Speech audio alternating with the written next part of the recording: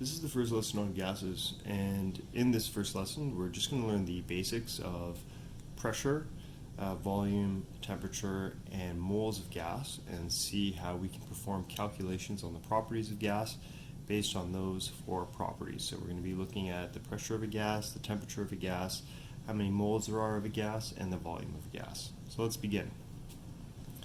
Unique properties of gases. So gases will expand to fill any space available to them. So they, if you release a gas into a larger container, it will expand to fill that container. They also have very low densities. So if you remember from previous studies, gas particles are spaced out far apart and they're moving at very high velocities. And because they're spaced out quite far apart, they have gases have low densities. They will also mix with any gases in any proportion to form a homogeneous mixture. And they will also change their volume dramatically with changes in pressure, so they're compressible. Pressure in a gas. In a container filled with a gas, so this is our container right here, and these little circles are gas particles, and they're moving more or less in straight lines at high velocity. Each time a gas molecule collides with the walls of the container, it exerts a force on the wall, right? So it collides with the wall and exerts a force on that wall. The greater the number of collisions between the molecules on the wall, the greater the force exerted on the walls. The force exerted over the area of the container walls creates pressure. So when we look at the pressure of a gas, what we are actually looking at is what is the force of the particles on the walls of the container. So as they're striking the walls, what's the force of that, those collisions? There are many units of pressure as well. We can look at millimeters of mercury. This is sometimes called a torr. So a torr or millimeter mercury. The reference point for pressure is atmospheric pressure. So standard atmospheric pressure is 760 torrs or 760 millimeters of mercury. Kilopascals is the SI unit, and that's generally the one that gets used more often in chemistry. It's actually newtons per meter squared, and standard atmospheric pressure is 101.3 kilopascals. Finally, atmospheres. Usually used for large pressures like when you're diving and you have compressed gases in your diving tanks. The unit there is atmospheres. And standard atmospheric pressure there, so like 1 atmosphere is a standard atmospheric pressure, which seems intuitive. But all of these three, these are all equal to each other. So these are all equal. Those are the exact same pressures, just in different units. So these are equal but different units.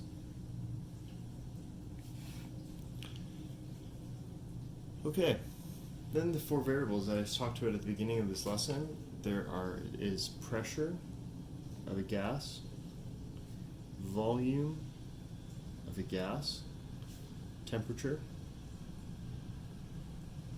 and moles.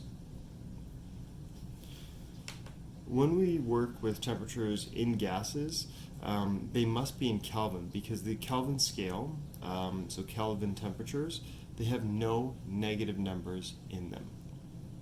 Okay, and there's also no zero. There is 0 Kelvin. However, 0 Kelvin is known as absolute zero. It's the lowest possible temperature, and it doesn't appear in most calculations. So the nice thing about temperatures in Kelvin, like I said, there's no negative numbers and there's no zero, which can mathematically cause some problems. So when we have a temperature in Celsius, what we have to do is we have to convert it to the temperature in Kelvin. And we take the temperature in Celsius and we add 273 to get the temperature in Kelvin. So for example, if I have 25 degrees Celsius, I have to take 25 degrees Celsius, I add 273, and that will be my temperature in Kelvin. So 25 degrees Celsius is 298, and we just say 298 Kelvin. Okay. Then, if we have a temperature in Kelvin, right here, we can find the temperature in Celsius just by rearranging this equation. So temperature in Celsius would be the temperature in Kelvin minus 273. So 300 K minus 273, that's 27 degrees Celsius. Okay, now that we've covered how to convert the temperature from Celsius to Kelvin, we're going to look at the relationships between these four variables. And one of the first relationships that we're going to look at is the relationship between pressure and volume. So we're going to look at this relationship right here between pressure and volume. So you can think about a balloon, right? If you have a balloon and you squeeze the balloon, so you decrease the volume, if you decrease the volume, then pressure will go up, right? So what that means is that you would have a inversely proportional relationship, which is as one variable increases, the other variable decreases. So if you increase pressure, volume will go down. So if you squeeze it, right, you're increasing the pressure, volume decreases. And so that's an inversely proportional relationship, and I've got it in red there. Right? And that's the first, one of the first gas laws that we'll learn, and it's called Boyle's law.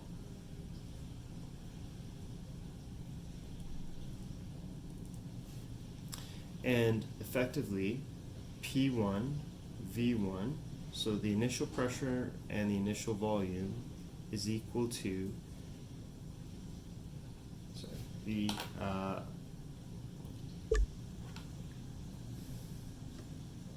the final pressure and the final volume. And this is what we would call an inverse relationship, because as pressure goes up, volume has to go down. The other one that we're going to look at is the relationship between moles and temperature. As you increase the number of moles of gas, so as you increase gas moles, you get a decrease in temperature. So we would have this relationship as well.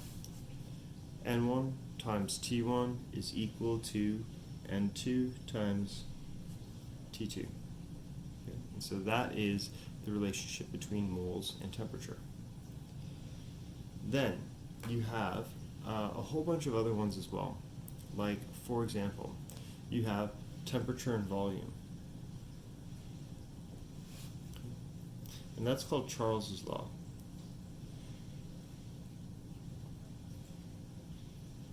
Okay, so that's T1 V1 is equal to T2 V2.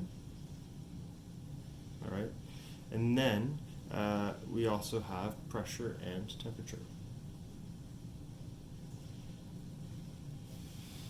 And these are, that's called Gay-Lussac's law. And this is P1, T1 is equal to P2 over T2. And notice that I've changed the color in this box right here. And you'll also see a format, a change in format as well in the equation. And that's because these are directly proportional relationships, which means that as the pressure increases, temperature increases, or vice versa. As the temperature increases, pressure increases as well. And if you think about that, as temperature increases, that means that the particles are moving faster, and if they're moving faster, that means that they are colliding with the walls of the container with greater force, so therefore pressure would go up as well. And here's another one that's pretty obvious as well. As you increase the moles of a gas, so as you increase the number of particles of a gas, the volume of the gas will also go up. So these are directly proportional. And so we would say N1 over V1 is equal to N2 over V2. It's not Gay-Lussac's law, this is just Gay-Lussac's law right here. Okay, this is Charles's law right here. Boyle's law right here. Okay. And then think about this last one here. This one is also going to be directly proportional. So how would we write that? Well, we would write that as P1 over N1 is equal to P2 over N2. So what I've done here is I've written the inversely proportional relationships just right here. And in this box, they are the ones that are across from each other. And inversely proportional relationships have this format, whereas directly proportional relationships, the ones in blue, have these formats right here. Okay? So you'll have access to these equations at all time. You just have to know which ones to use. So it's actually fairly straightforward. Like, for example, if we look at this next problem.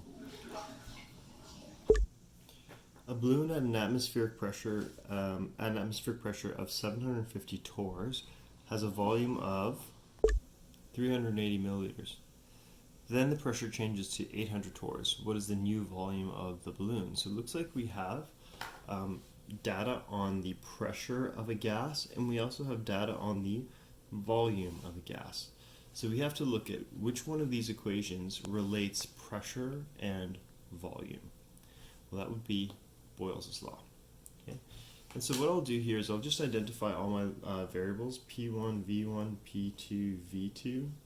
So initially I have 750 torrs of pressure, and I have a 380 milliliters of volume. The pressure goes up to 800 torrs, and then I need to find the final volume. So if I have initial pressure, initial volume, final pressure, and I just need to find V2, I'll state the equation. P1 V1 is equal to P2 V2, and I need to get V2, so I'm going to divide both sides by P2.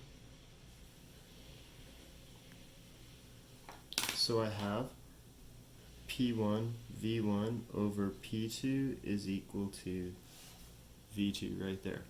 Okay. So then P1 is 750 torrs. V1 is 380 milliliters over 800 torrs, and that's equal to V2. You'll see that the units will cancel. Okay, and we're going to just put that into our calculator. So 750 times 380 divided by 800 is equal to 356.25. Okay, so I'm going to write that out. However, I see that there's only 3 significant digits, so I'll have to cut it off before the decimal, so I'll just round it to 356. So 356 milliliters is equal to V2. And that should make sense because, as you can see right here, we start with 380 milliliters, but the pressure goes up, right? And this is an inverse relationship, so that means as pressure goes up, volume has to go down. So my volume started at 380 and now it's 356, so my volume has indeed gone down because pressure has gone up. Alright, let's move to the next page. Okay, a balloon has a volume of 4 liters and is heated to 40 from 25. So we've got initial volume of 4 liters, and we're going from a temperature of 25 degrees Celsius to a temperature of 40 degrees Celsius. So it looks like we have volume data and looks like we have temperature data. So I'm going to look at my different equations here, and I'm going to see which one am I going to use. Which one is the one that relates temperature and volume? Well, that would be Charles's law right there. Okay. So let's put this in. That is T1 over V1 is equal to T2 over V2. And what I'll do is I'll state all my different variables here. So T1, V1, V2, and T2. So T1 is 25 degrees Celsius, but 25 degrees Celsius, remember we have to work in Kelvin to avoid things like negative numbers in our calculations. So we're going to use 298 Kelvin instead. V1 is 4 liters. Final volume I need to find, and T2 is 40. So 40 degrees Celsius plus 273, so that should be 313 Kelvin. And I just need to find V2. So if I look at this equation right here, V2 is in the denominator, right? So I'm going to flip both sides. And mathematically we flip both sides by taking each side to the -1 exponent, right? What we do to one side of an equation we must do to the other. So we get V1 over T1 is equal to V2 over T2, and then I'll multiply both sides by T2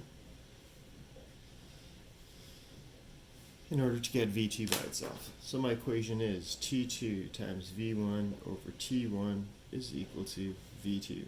And then I'll just put it up over here. T2 is 313 Kelvin. V1 is 4 liters over T1, which is 298 Kelvin, and that is equal to your V2.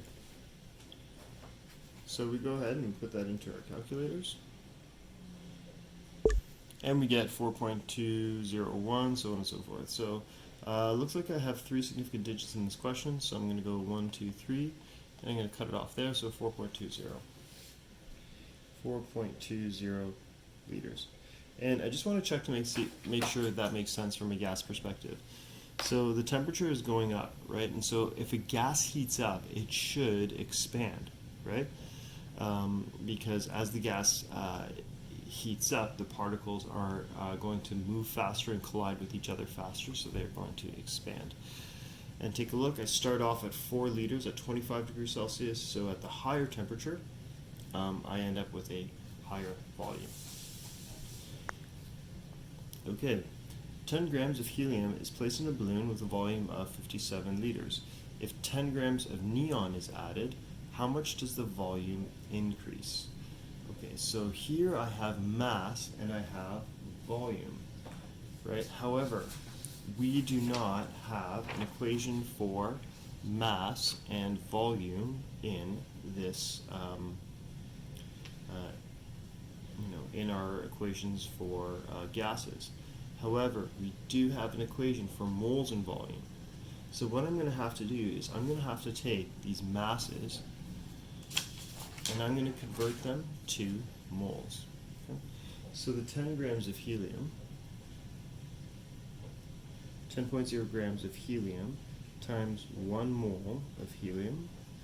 And then I'm going to need to consult my periodic table for the molar mass of helium. And I find that the molar mass of helium is 4.00.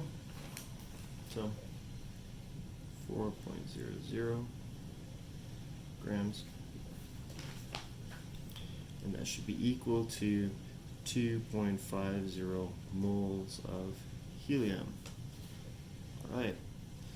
Then I have 10 grams of neon. So 10 grams of neon times 1 mole of neon divided by, and I have 20.17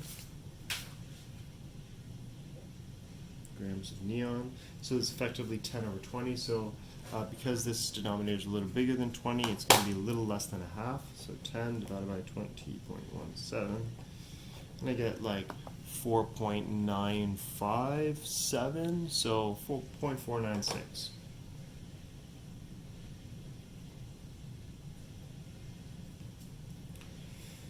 Alright, and so I have mole, my initial moles, initial volume, final moles, and final volume. So initially I have 10 grams of helium, and 10 grams of helium was 2.50 moles. And my initial volume was 57 liters. My final volume, you might think it's just the 10 grams of neon, but it's not, because as you can see right here, it's 10 grams of neon is added, right? So that means I have 2.50 moles plus 0.496 moles. So N2 is actually, we're just going to put that into our calculator to make sure, but it should be something like 2.996. 2.996. And then we need to know what the final volume is. Okay. So we are going to use, again, we're going to go back and see which equation relates moles to volumes. That one right there. So N1 over V1 is equal to N2 over V2, flipping both sides. V1 over N1 is equal to V2 over N2. And then I need to get V2 by itself, so I multiply both sides by N2. And so my final equation that I'm going to be using is N2 V1 over N1 is equal to V2, right there. Okay, great. So N2 is 2.996. V1 is 57. And N1 is 2.50. And that's equal to V2. So V2 is equal to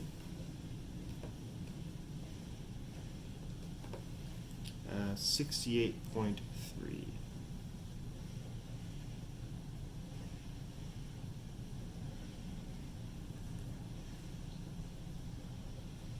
68.3 liters, right? And again, that does make sense because we're adding more particles of gas, so the volume should go up, right? As you can see here, we start off with 57, we added more particles of gas, so now we end up at 68.3. Last one right here is called a multi-factor problem, and a multi-factor problem basically combines all the different equations, right? So you know that pressure and volume are directly proportional, so they're multiplied, and we know that pressure and temperature are inversely proportional. We know that pressure and moles are also inversely proportional.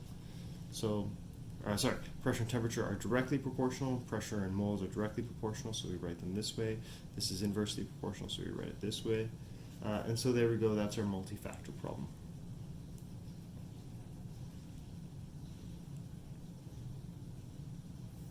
Okay, and I'm just going to put this in a box for you so you guys can see it. This is a multi-factor equation. So 0.3 moles of a gas at 150 torrs and 20 degrees Celsius occupies 36.5 liters. So you're going to add another 0.2 moles. The temperature is lowered to 10 degrees and the volume is compressed to 20 liters, and they want you to find the final pressure. So if I look at this right here, I'm going to start identifying all my different variables here. So my initial pressure is 150 torrs. Okay. And then my my volume is 36.5 liters. My temperature is 20 degrees Celsius plus 273, so that should be 293 Kelvin. And my moles is 0.300 moles. Okay, those are my initial conditions. And then I have second pressure, I don't know. Volume, my final volume, well, it looks like it got compressed to 20 liters. So it went from 365 to 20. Okay. And then my temperature goes down to 10 degrees Celsius, so my temperature is not 10 degrees Celsius, but rather 283 Kelvin. Okay.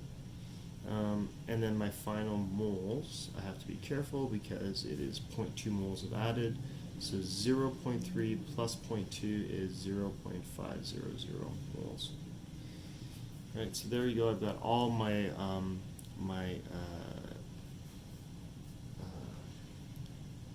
data for all the different variables. And so now what I'm going to do is I'm going to find P2.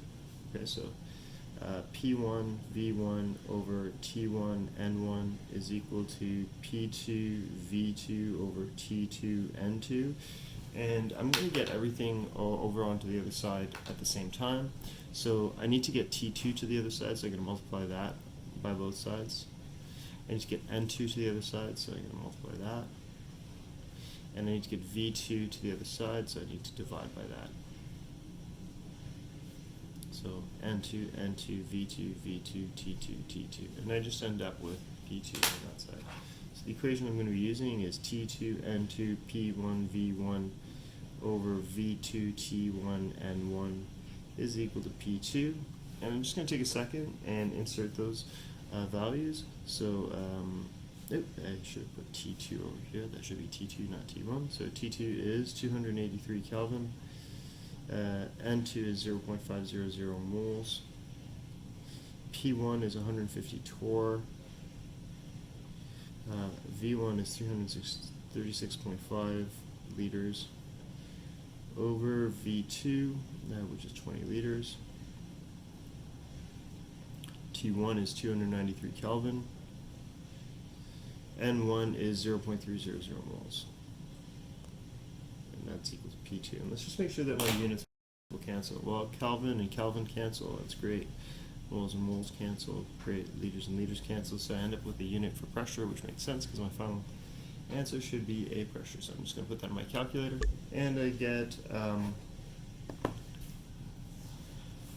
440.67, but I can only have two significant digits because this number right here only had two significant digits. As you can see, there's no decimal after that, 0.